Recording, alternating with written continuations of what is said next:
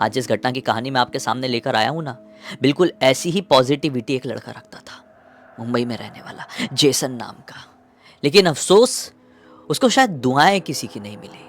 इसी चक्कर में उस न्यू ईयर की रात उसके साथ कुछ ऐसा हो गया कि सब कुछ बिखर गया, सब कुछ बर्बाद हो गया। आइए सबको शुरू से बताता हूँ। जेसन, रुनय और अनिकेत 3 पक्के दोस्त थे और नागपुर में रहा करते थे, बचपन के दोस्त। और बचपन से यही सपना देखते थे कि मुंबई जाएंगे, फिल्म इंडस्ट्री को ज्वाइन करेंगे। लेकिन किस प्रकार से ज्वाइन करना है ये उनको कतई नहीं मालूम था। लगे हुए थे पढ़ाई लिखाई करने में। जब वो क्लास 10th तक पहुंचे ना, वो क्लियर हो चुके थे अपने माइंडसेट में कि हमको ना कॉस्ट्यूम डिज़ाइन करना बहुत अच्छा लगता है और हम इसी तरीके से फिल्म इंडस्ट्री में एंटर करेंगे। वो लोगों ने पता लगाना शुरू किए, 10th में रह के ही पता लगाना शुरू किए कि कौन सा ऐसा तरीका है। क्लास 11th के आते आते तक उन्हें समझ में आ गया कि भाई हम फैशन डिज़ाइनिंग कोर्स कर सकते हैं। अगर मुंबई से ही ये कोर्स करें तो फिर फिल्म इंडस्ट्री में एंट्री पाने का बहुत ही ईजी तरीका, बहुत ही ईजी रास्ता या ऑप्शन खुल जाएगा। घर वालों से बात किए और घर वालों ने कितना अच्छे साथ दिए पता है। बोलते हैं कि भाई तुम डायरेक्टली अगर फैशन डिज़ाइनिंग का कोर्स करने के लिए मुंबई जाते हो तो मुंबई को समझने में भी थोड़ा टाइम लग जाता है। उससे अच्छा एक काम करो, 11th में जस्ट गए ही हो, यहाँ से नाम कटाते हैं, मुंबई तुमको भेज देते हैं। दरअसल इन तीनों के घर वाले भी एक दूसरे को आपस में जानते थे। ये बचपन के, जैसे मैंने बताया, बहुत छोटे से ये लोग दोस्त थे, एक ही स्कूल में पढ़े हुए थे, इसलिए तो घर वाले आपसी बातचीत के साथ इन तीनों का एडमिशन मुंबई में करा देते हैं।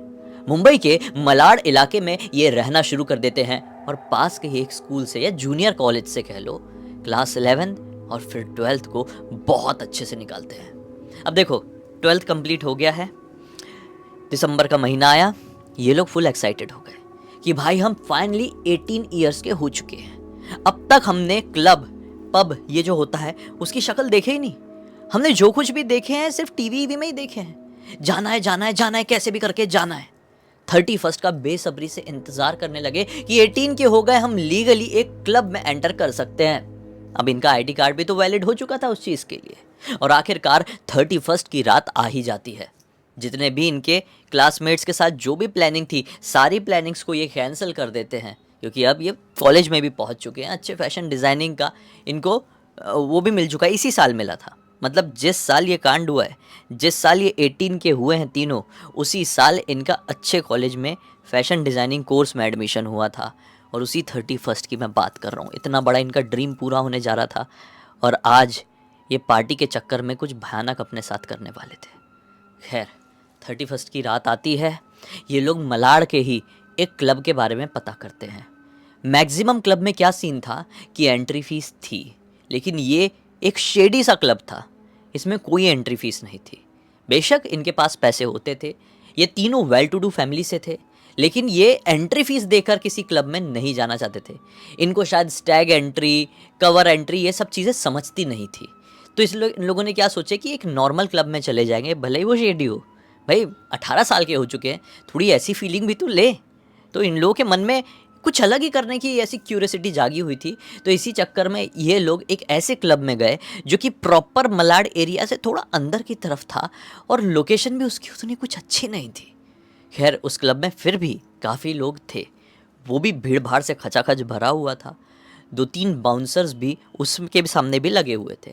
फाइनली ये उस क्लब में एंटर कर जाते हैं। रात के लगभग 11 बजे इन लोग एंटर किए थे।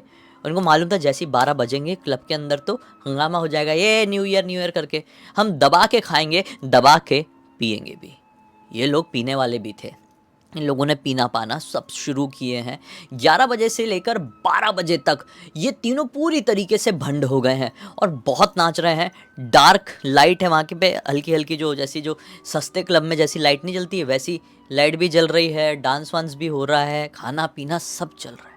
ठीक है, लगभग 12 बजने से ये कोई 15 मिनट रहे होंगे। हाँ, ये जो दोनों थे ना जेसन के साथ के, रुनय और अनिकेत, कहते हैं भाई बहुत ज़ोर से एक नंबर आई हुई है, हम वॉशरूम जाके आते हैं। दोनों एक साथ कहते हैं, रुनय और अनिकेत। रुनय अनिकेत एक नंबर करने के लिए वॉशरूम की तरफ चले जाते हैं। जेसन अपने टेबल में बैठा हुआ था, एक बियर का ग्लास था और सामने एक तीखा चटपटा चकना रखा हुआ था। वो चने जो होते हैं ना उनको रोस्ट करके उसमें खड़ी खड़ी मिर्ची और लहसुन, ऐसा वो भी फ्राइड लहसुन ऐसे रखे हुए थे, और मस्त उठा उठा के खा रहा था, मिर्ची चबाए जा रहा था और बियर की सिप ले रहा था। इस चक्कर में उसको अचानक से मिर्ची लग गई और ज़ोर ज़ोर से हिचकी आने लगी। देखो, दोनों दोस्त इसके वॉशरूम में हैं, यहाँ पे बैठ के खा रहा है, इसको मिर्ची लगने लगी, बहुत ज़ोर से हिचकी आ रही है। कई लोगों को मिर्ची लगती तो ऐसा होता है ना, तो इसको होने लगा। अचानक से एक लड़की इसके पास आती है। ये लड़की कौन है अब मैं आपको एक्सप्लेन करता हूँ। जब से ये तीनों इस क्लब में एंटर किए थे, नाचना कूदना शुरू किए थे, तब से जेसन की नज़र एक लड़की पर टिक गई थी। ये लड़की पूरे क्लब में सबसे अलग दिखाई दे रही थी। रीज़न ये था कि इस लड़की ने एक बहुत ही ब्यूटीफुल ग्लिटरी रेड कलर की साड़ी पहनी हुई थी। एकदम झमाझम पार्टी वेयर वाली थी वो। जो साड़ी पहनी हुई थी ना वो ऐसी चमक रही थी, जो लाइट्स थी वो साड़ी के ऊपर पड़ रही थी ना, तो उसका रिफ्लेक्शन एक अलग ही हो रहा था। और वो लड़की की खूबसूरती वो शब्दों में भी नहीं बयां कर सकता था। कुछ इस प्रकार की वो लड़की थी कि सारी सब कोई उसके सामने फेल थी। बड़ी बड़ी सेलिब्रिटी भी उसका ये कहना था कि उसके सामने फेल थी। वो लड़की अचानक से, इसकी नज़र पड़ी हुई थी उस लड़की के ऊपर जब से ये लोग क्लब में आए हैं, जब से ये लोग नाच रहे हैं पी रहे हैं, तब से ये उस लड़की को देख रहा है। और वो लड़की भी नज़रें चुरा चुरा के इसको देख ले रही है। शायद वो अपने फ्रेंड सर्कल में थी, इसलिए इसको पहले अप्रोच नहीं कर रही थी। लेकिन जब ये अकेला बैठा था, इसके दोनों दोस्त भी वॉशरूम में गए थे और ये हिचकी ले रहा था, तो वो लड़की खुद से इसके टेबल में आती है और कहती है, सब ठीक तो है ना, पानी पी लो, ज़्यादा ही तीखा लग गया। ये बोलता है, हाँ ज़्यादा ही तीखा लग गया है। लड़की जाती है, भाग के आती है, इसको पानी का ग्लास भी देती है। वो पानी पीता है, हिचकी तो बंद हो जाती है। आप सोच रहे होंगे कि ये कैसी भूतिया कहानी, आगे समझ में आएगा। हिचकी तो बंद हो जाती है भाई, लेकिन उसका तीखापन नहीं जाता है। आंसू वासू सब आ गए। उसके दोस्त आ ही नहीं रहे, अटक गए हैं एक नंबर करने में। खैर, पीने पाने में तो तरह तरह की हरकतें लोग करते हैं, वो भी कर रहे होंगे, जो भी वो जाने। पता चला वो एक नंबर करके आ गए होंगे, वहीं पे भीड़ भाड़ में कहीं और ही नाचने लगे होंगे, अपने दोस्त को भूल गए होंगे। खैर जो भी है, इसने उसको पानी वानी पिलाई थी, उसकी हिचकी तो बंद हुई थी। इतने में लड़की फिर से उससे कहती है, अगर मिर्ची ठीक नहीं हुई है, तीखापन तुम्हारा नॉर्मल नहीं हुआ है, तो मेरे पास टॉफ़ी है, कैंडी खा लो, अच्छा लगेगा, बढ़िया वाली है। ये बोलता है, हाँ प्लीज़ प्लीज़। वो ये ऑकवर्ड भी हो रहा था बहुत ज़्यादा। एक तो इतनी सुंदर लड़की है, ये जब से आया उसको लाइन मार रहा है, वो लड़की भी इसको देख रही है। अब उसके सामने इसकी तो पोपट हो ही जा रही है ना, हिचकी ले रहा है तो कभी आंसू आ रहे, तो कभी मुंह से तीखापन, नाक वाक बह गई। मतलब इतनी ख़राब कंडीशन है तीखेपन के कारण। पता नहीं कौन सी प्रजाति की मिर्ची थी जो इतनी ज़्यादा तीखी लग रही थी इसको। खैर जो भी है, लड़की अपने एक छोटे से पर्स से एक टॉफ़ी निकालती है। जैसी उस टॉफ़ी को खाता है ना, उसको बहुत अच्छा लगता है। बहुत टेस्टी टॉफ़ी थी। ये बोलते हैं, यार बहुत अच्छा लगा यार, तुम पहले क्यों नहीं आई मेरे पास, ये कौन सी टॉफ़ी है? बोलती है, छोड़ो ना, ऐसी बहुत सारी है मेरे पास। खैर, मैं बाहर स्मोक करने के लिए जा रही हूँ, तुम भी करते हो? ये नहीं करता था, लेकिन फिर भी बोलता है, हाँ हाँ कर लूँगा। कहाँ, बाहर? बोलती हाँ, अंदर अलाउ नहीं है, बाहर चलो। ऐसा कह के वो लड़की इसी के टेबल में बैठी होती, उठती है, बाहर की तरफ निकल जाती है। दरवाज़ा खोल के ये भी लड़की के पीछे पीछे पीछे पीछे बाहर। अब लड़की कहती है कि मैं ऐसा ओपनली खुला रोड में नहीं पी सकती, पीछे तरफ एक गली है, वहाँ पे खड़े होके पीऊँगी, वहीं पे चलते हैं, ठीक रहेगा। ये बोलता है, ठीक है, गली में ही खड़े होके पी लेंगे। ये वैसे भी पिया हुआ है। अभी लड़की भी बात कर रही है जिसको इतनी देर से देख रहा था, और वो गली में भी जाने बोल रही है, तो ये ओवर एक्साइटेड हो गया। लड़की बाहर निकली, लेफ़्ट लेके पीछे की तरफ जाने लगी। पीछे सचमुच में एक गली थी, इसको नहीं मालूम था वहाँ पे शेडी सा क्लब है, शेडी से इलाके में। खैर, ये पीछे की तरफ जाती है उस क्लब के, एकदम सुनसान पतली सी गली, कोई कुत्ता उत्ता भी नहीं, कोई दिखाई भी नहीं दे रहा है। रात हो चुकी है और 12 कुछ ही देर में बजने वाले हैं। म्यूज़िक अंदर लाउड है, बाहर रोड जो भी है वो पूरी तरीके से नॉर्मल है, क्योंकि पुलिस की भी अच्छी नाकाबंदी रहती है स्ट्रांग, कि कोई पी पा के ना चलाए, हरकतें ना करे, क्योंकि न्यू ईयर में बहुत सारे लोग ये सारी चीज़ें करते हैं। तो ठीक है, इसलिए रोड भी शांत थी। तो ये गली में जा रही, आगे आगे ये पीछे पीछे चल रहा है, इसको लगा रुकेगी रुकेगी रुकेगी। वो गली के बिल्कुल एंड पोर्शन में जाके लड़की रुकती है, जिसके आगे जाने का कोई रास्ता ही नहीं था। दीवार खड़ी हुई थी, मतलब रास्ता, उस गली का रास्ता, वो गली वहीं पे क्लोज्ड थी, दी एंड था। वो लड़की बिल्कुल दीवार के पास जाकर रुक जाती है। ये बोलता है कि एकदम ऐसे अंदर आ गए हैं, बाहर से कोई देख लेगा तो अच्छा नहीं लगेगा ना। लड़की कुछ जवाब नहीं देती है। लड़की दीवार की तरफ ही मुँह करके बस खड़ी हो गई है।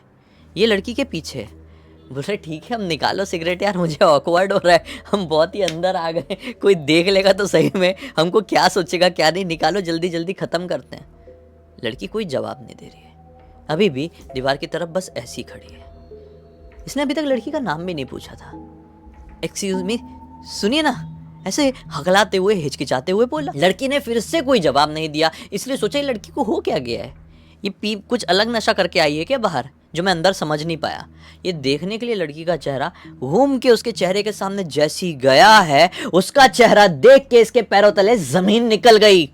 वो लड़की का चेहरा इतना ज्यादा डरावना था कि मानो किसी इंसान का तो हो ही नहीं सकता किसी भी कंडीशन में। वो लड़की का चेहरा लिटरली गल गल के जैसे मोम कैसे टपकती है वैसे टपक रहा था। आंखों में पुतलियां नहीं थी, मुंह खुला हुआ था और अजीब सा काला काला धुआं निकल रहा था। वो इतनी जोर से डला, बहुत जोर से चीखा और वहीं पर गिर गया। नहीं नहीं नहीं, कौन हो तुम, कौन हो करके इतनी जोर जोर से चीखा कि ये क्लब के पीछे तरफ गली में आए थे ना, क्लब के सामने तरफ बाउंसर्स को आवाज़ चली गई। मैंने बोला था ना कि क्लब के सामने 2-3 बाउंसर्स खड़े हुए थे।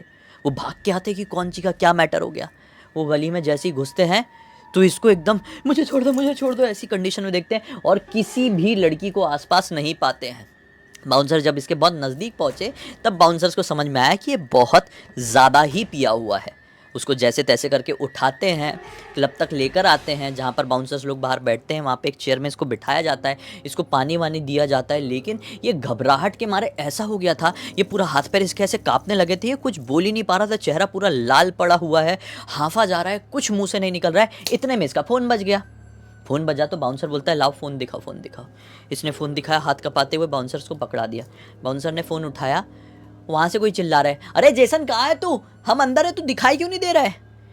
बाउंसर को समझ में आ गया कि इसके साथ कोई तो है जो अंदर है, क्योंकि म्यूज़िक की आवाज़ भी बाउंसर को ऐसा फ़ोन में सुनाई दी। बाउंसर कहता है कि बाहर आओ, तुम्हारा दोस्त पागल हो गया है, उसको ज़्यादा चढ़ गई है, बाहर आओ। तो दोनों दोस्त अब भागते हुए, अनिकेत और रुनय भागते हुए बाहर पहुँचते हैं। देखते हैं जेसन की तो हालत टाइट है। बाउंसर्स बोलते हैं अभी हो गया तुम लोगों का, इसको लेके जाओ, इस कंडीशन में हम अंदर जाना अलाउ नहीं करेंगे, ज़्यादा हो गई है तुम लोगों को, चलो अभी घर चलो। ये बोलते हैं हाँ हाँ सर हम जा रहे हैं, बिल विल सब क्लियर हो चुका है हमारा, हम जा रहे हैं। ऐसे करके ये बाहर निकलते हैं, ऑटो रुकवाते हैं और घर की तरफ बढ़ जाते हैं। घर की तरफ बढ़ते हैं, रास्ते में ही जेसन अपने दोनों दोस्तों को पूरी बात बताता है। दोनों दोस्त कहते हैं कि क्या बात कर रहे हैं भाई, तू पगला गया है क्या, कौन सी दुनिया में ऐसा कैसे हो सकता है, कोई ऐसी लड़की नहीं थी लाल साड़ी वाली, भाई हमारी नज़र तो पहले पड़ी होती ना अगर ऐसी कोई लड़की होती तो। जेसन बार बार समझाता है और वो दोनों बार बार इनकार करते हैं कि क्लब में जितनी भी लड़कियां थी हमने सबको ताड़े, हमको कोई भी नहीं दिखाई दी ऐसी लड़की जिसकी तू बात कर रहा है। ये लोग बात कर ही रहे हैं आपस में कि अचानक से इनको फील होता है कि ऑटो वाले भैया नॉर्मल सड़क से जाते जाते एक अलग ही शॉर्टकट पेलती है। ये घबरा कर, अरे भैया आप कहाँ से जा रहे हो यार, ये हमारे घर का रास्ता नहीं, आप कहाँ जंगल वंगल में ले आए, हम तो नोटिस ही नहीं कर पाए। ऑटो वाला बोलता है अरे भाई चुपचाप बैठे रहो ना, क्यों टेंशन ले रहे हो, 15 साल से यहाँ पे ऑटो चला रहा हूँ, मुझे सब मालूम है सारे रास्ते। अभी ऑटो में पेट्रोल कम है, लफड़ा हो जाएगा, सीधे सीधे रास्ते से जाएंगे तो शॉर्टकट से चलते हैं ना। ये तीनों और डर गए कि ऑटो वाले की क्या मंशा है। ऑटो वाला चल रहा है, जंगल में चल रहा है, रास्ता खदड़ पदड़ है, आसपास पूरा सुनसान, कोई स्ट्रीट लाइट नहीं, टिपिकल एक जंगल वाला, पता नहीं है कौन सा रास्ता है कि बीच में ऑटो बंद पड़ गई। ऑटो बंद पड़ गई तो इनकी तो हार्ट बीट समझ लो, दिल यहाँ से निकल के मुंह में आ गया तीनों के कि आज हो क्या रहा है। और इसका तो जेसन का तो दिमाग काम करना ही बंद कर दिया। ऑटो वाला ऑटो स्टार्ट करने की बहुत कोशिश करता है लेकिन नहीं होता है। जेसन को अंदर ही अंदर लगने लगा क्लब में मिली भूत, यहाँ पर मेरा लुटेरा, ऐसी तैसी हो गई पूरे न्यू ईयर की। उससे अच्छा तो हम घर पे ही मना लिए होते, पता नहीं क्लब में आने का कौन सा चस्का चढ़ गया था, वो भी शेडी वाले। खैर ये लोग ऐसा घबराए हुए हैं, क्या कर एक दूसरे को देख के इशारा कर ही रहे हैं, भागे के उतर के। इतने में ऑटो वाला खुद अपनी सीट से उतरता है और कहता है कि मैं कोशिश कर रहा हूँ, तुम लोग टेंशन मत लो, बैठे रहना, बाहर मत निकलना। ऐसा बोल के ऑटो वाला बाहर किसी को देखने लगता है। 5 मिनट हो जाते हैं। 5 मिनट बाद ये बड़ी हिम्मत करके बाहर निकल के देखते हैं, ऑटो वाला गायब है। ऑटो वाला नहीं दिखाई दे रहा है, वैसे भी अंधेरा है, वैसे भी चढ़ी हुई है, कुछ होगा भी सामने तो दिखाई नहीं देगा घबराहट में। ये तीनों इशारा करते हैं इसकी ऐसी तैसी, भागो भागो, बस भागो गंदी तरीके से। ये भागना शुरू किए, ले दौड़े जा रहे। थोड़ी आगे जाने के बाद इनको समझ, ये रास्ता इनको पता नहीं था लेकिन फिर भी अपनी जान बचाने के लिए लोग भाग रहे हैं, क्योंकि ये लोग ऑटो वाले के ऊपर करने लगे थे शक कि ऑटो वाला अभी अपने साथियों को लेके आएगा और हमारा मोबाइल, चेन, हमारे पास जो कुछ भी सब छीन लेगा, पैसे पूसे सब कुछ, क्योंकि ऑटो वाले ने भाप लिया है कि हमने पिए पाए हैं, अभी भागो। तो ये भाग रहे थे, भागते भागते इन लोगों को समझ में आ गया लाइट्स दिख रही है, मतलब हमको कहाँ जाना है। रहते तो मलाड में ही थे, मलाड से ही जा रहे थे ना, तो इनको समझ में आ गया अच्छा इस रास्ते से जाना है। शायद ऑटो वाला सही ही ला रहा था, लेकिन ठीक है भाई, हमको डर लग रहा था, क्यों बैठ के आए, भागते हैं अभी उसी उसी रास्ते में। अब भागते भागते फिर थोड़ा स्लो हो गए और फिर थोड़ा नॉर्मल चलने लगे कि चलो भाई अब लाइट्स दिखने लगी है, हम सेफली लगभग पहुंच ही चुके हैं अपने नॉर्मल रोड में। कि इतने में अचानक से इनको फील होता है कि इनके पीछे पीछे कोई चल रहा है। घबराहट हुई कि ऑटो वाला तो नहीं आ गया अपने साथियों के साथ। पलट कर देखे, पीछे कोई नहीं। फिर आगे बढ़े बढ़े बढ़े, फिर रुके, कोई है। फिर पलट कर देखे, कोई नहीं। ऐसा 4-5 बार हुआ है। बोले अब भागना शुरू करो। जैसे ये दौड़ना शुरू किए तो अनिकेत और रुनय क्या फील करते हैं कि जेसन तो दौड़ ही नहीं रहा है। जेसन जेसन तो ठीक। पलट कर देखे तो जेसन अपनी जगह पर ऐसे रुका हुआ। जेसन चल भाग, कुछ घबराहट हो रही है भाई, हमारे पीछे कोई आ रहा है लेकिन दिखाई नहीं दे रहा है, तेरी बातों में सच्चाई लग रही है। जेसन ऐसे खड़े, अरे जेसन चलना, तू पागल हो गया है क्या, चलता क्यों नहीं है यार। ऐसा करके जैसी जेसन को हाथ लगाया अनिकेत ने, जेसन ने अपनी आंखें उठाया भाई, पूरी तरीके से ऐसी पुतलियां नहीं, इतनी जोर के ऐसी पतली वाली चीख मारा है ना, जैसे कि भूतिया फिल्मों में सुनाई देती है, सेम टू सेम जेसन के मुंह से वो वाली चीख निकली। उसकी चीख के साथ आसपास जितने पेड़ थे उससे इतने सारे पता नहीं कैसे बर्ड्स चिल्लाते हुए भागे हैं ना, जैसे कि मानो अपनी जान बचाने के लिए जितने भी बर्ड्स, कुत्ते उत्ते सब है, रोना शुरू कर दिए, भागना शुरू कर दिए, उल्लू बाज वगैरह सब दिखाई दे रहा है। इनकी तो ऐसी हालत खराब, अनिकेत और रुनय भाग गए, जेसन को छोड़ के वहीं पे भाग गए। अपने घर पर पहुंचे, दरवाज़ा बंद करके, भाई क्या हो गया, जेसन गया लगता है, अभी कुछ नहीं हो सकता। इतने में ये बात कर ही रहे हैं, दरवाज़ा नॉक। हिम्मत करके दरवाज़ा खोलते हैं, जेसन बाहर खड़ा हुआ है नॉर्मल आंखों के साथ, लेकिन चेहरे में कोई एक्सप्रेशन नहीं, पूरी तरीके से भीगा हुआ है। कपड़े सर से लेकर पैर तक टप टप टप पानी टपक रहा है और जेसन के पास से बहुत गंदी स्मेल आ रही है। पता नहीं ये कहाँ पर अपना शरीर दे मारा है, ऐसी वाली स्मेल। नाली में गिर के आया है कि पता नहीं, बारिश तो नहीं हुई थी, इतना भीगा कैसे। ये पीछे हट गया, कुछ नहीं बोले। जेसन बिना कुछ बोले कपड़े उतारा, बाथरूम में घुस गया, शॉवर ऑन किया और शॉवर चल ही रहा है। आधे घंटे हो गए, शॉवर रुक गया, ये जागे हुए हैं, देख ही रहे हैं बाथरूम की तरफ कि अब निकलेगा तब निकलेगा। पूरी रात हो गई, पानी वानी सब खत्म हो गया, जेसन बाथरूम से नहीं निकला। सुबह हुई, तुरंत अनिकेत ने जेसन के घर वालों को फ़ोन लगाया, पूरी बात बता डाला। बोले बेटा हम आ रहे हैं। अब नागपुर से भाई वो लोग फुल स्पीड में जैसे आना होगा आए, शाम हो गई बाकी आने में, आए हैं। जेसन उतने में बाहर निकल चुका था, हालत बहुत ख़राब थी। ये अपने आप को दूसरे कमरे में बंद करके रखे हुए थे। जेसन वो जो बाथरूम से जुड़ा हुआ एक कमरा था वहीं पर था, क्या कर रहा था क्या नहीं मालूम नहीं। घर वाले आए हैं, जब उस कमरे में गए हैं क्या देखे हैं कि जेसन ने कोई कपड़े वपड़े नहीं पहना हुआ है, पूरी दीवार में पेन से पता नहीं क्या ऐसा गोद दिया है, पूरी दीवार बर्बाद कर दिया है। पूरी पानी बह रहा है नीचे, पानी वानी बाल्टी वाल्टी से कितना डाल दिया कितना नहीं मालूम नहीं, मतलब कुछ तोड़ा फोड़ा तो नहीं, लेकिन पूरी बर्बादी मचा दिया गोद गोद के। पेन से पता नहीं वो क्या लिख रहा था, भगवान ही जाने। उसे घर वाले जैसे तैसे करके उसको संभालते, बहुत चिल्ला रहा था भाई, बहुत चिल्ला रहा था, आस पड़ोस के भी लोग आ गए, बदनामी हो गई, बर्बादी हो गई। उसको लेकर गए हैं, गाड़ी वाड़ी में बिठा के नागपुर ले गए, उसका ट्रीटमेंट शुरू किए। 10 साल बीत गए, 2025 आ गया, 2015 से अब तक जेसन पूरी तरीके से नॉर्मल नहीं हुआ है।